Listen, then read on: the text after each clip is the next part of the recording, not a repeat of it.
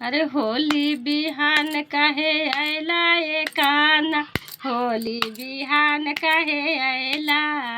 होलिया में आईता तो टीका लेके आईता, होलिया में आईता तो टीका लेके आईता। अरे मंगिया धारी के पहिरता कन्हैया, होली बिहान काहे आयला। होली में आयता तो झुमका लेके आयता, होली में आयता तो झुमका ले आयता।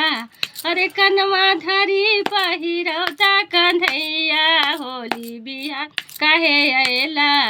होली बिहान काहे आयला ए कान्हा, होली बिहान काहे आयला। होली में आयता तो हरवा लेके आयता, होली में आयता चुंदरी ले आयता। अरे गल्ला धरी पहिरता कन्हैया, होली बिहान काहे आयला।